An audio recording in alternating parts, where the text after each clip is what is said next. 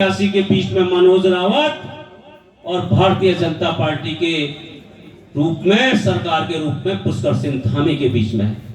आदरणीय हरीश रावत जी, आपको मैं नमन करता हूं। मेरे भाई करण मेहरा जी, हम भूले नहीं हैं। अभी तुंगनाथ से, हमारे मक्कू हमारा तुंगनाथ जी का शीतकालीन स्थान है। भंडारी जी आए थे, हमारे क्षेत्र समिति सदस्य आए थे, मोहन प्रसाद मैठाणी जी आए थे।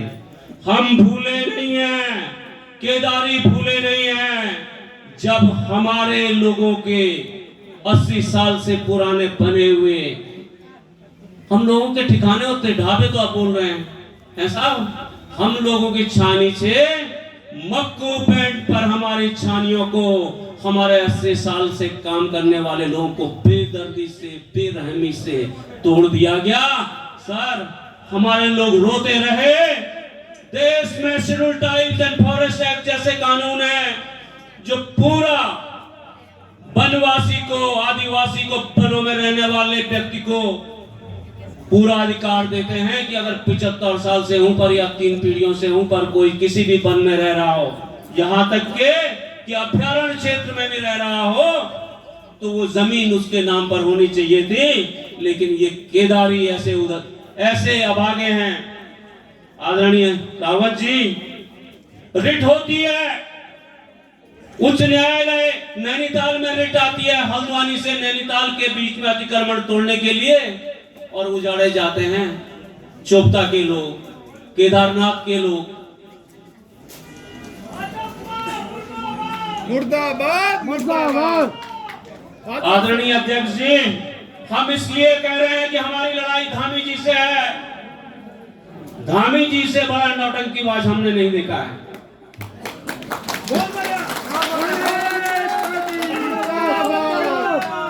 धामी जी से ज्यादा बड़ा बयान बदलू हमने नहीं देखा है।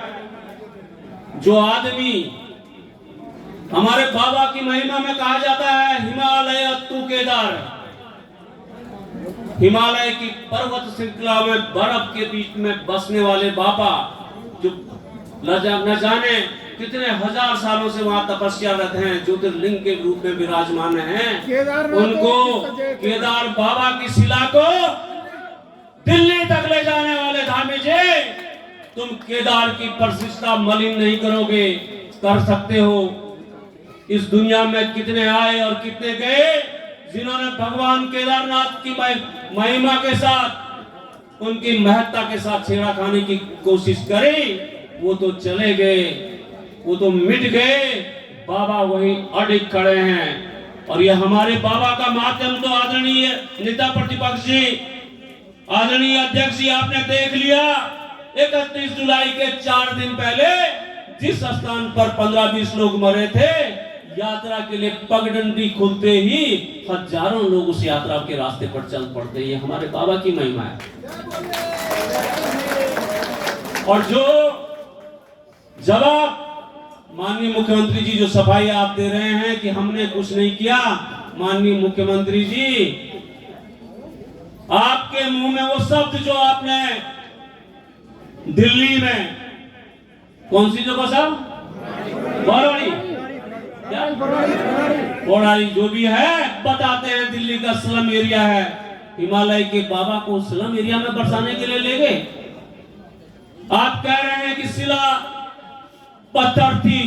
अरे शिला ही तो भगवान है, मानो तो भगवान नहीं तो पत्थर है। लेकिन आदरणीय धामी जी, ये याद रखना, ये केदार का पत्थर है, केदार ढूंढ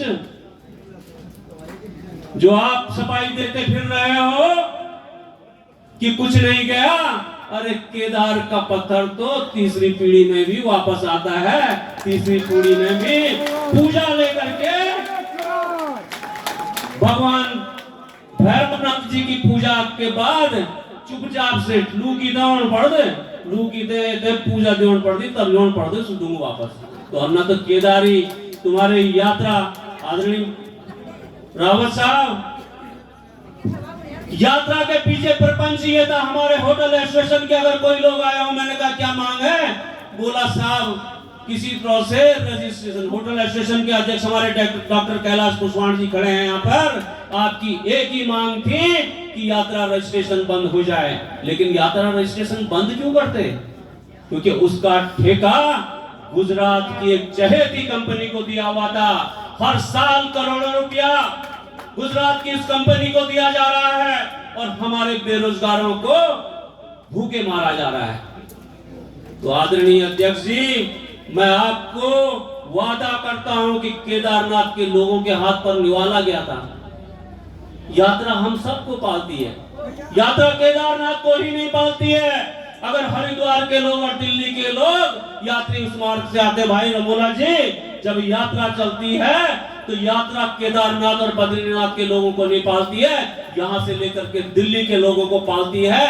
एक हफ्ता हुआ था, सिर्फ एक हफ्ता हुआ था यात्रा चले हुए, जाने थामी सरकार के दिमाग में कौन सा फितूर आया, यात्रा का ऐसा इन्होंने गोलमाल किया कि अभी तक के भी यात्रा लाइन पर नहीं आई है। हमारा एक बच्चा, आप बहुत देख रहे होंगे, नारायणकोटी के एक बच्चे का सोशल मीडिया पे इंटरव्यू देख रहे होंगे।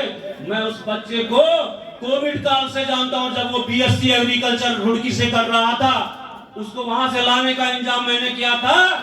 उस बच्चे ने बीएससी एग्रीकल्चर करने के बाद आप इससे मॉडल समझिए, सरकार का मॉडल, उसने 3 बार परीक्षाएं दी, तीनों बार परीक्षाएं निरस्त हो गई। जब उसने देखा कि परीक्षाएं निरस्त होकर के कुछ नहीं हो रहा है, तो उस बच्चे ने छोटा मोटा लोन लेकर के 2 कमरे बनाए। आज वो बच्चा सोशल मीडिया पे बता रहा है कि उसने जितना लगाया था उसके पास किस्त देने के लिए पैसा नहीं है। ये हाल हमारे हर बच्चे का है, ये हर कारोबारी का है, ये घोड़े वालों का है, ये खच्चर वालों का है। आदरणीय शर्मा जी, लोग आज भारतीय जनता पार्टी की रैली से आ रहे थे, आदरणीय अध्यक्ष जी थे गाड़ी में, आदरणीय गोबियाल जी थे, मंत्री प्रसाद जी, और ना भाजपा की रैली से था, अब वो ना कांग्रेस जिंदाबाद था। हर आने वाली गाड़ी के चेहरे लोग बाहर, हेलो, हर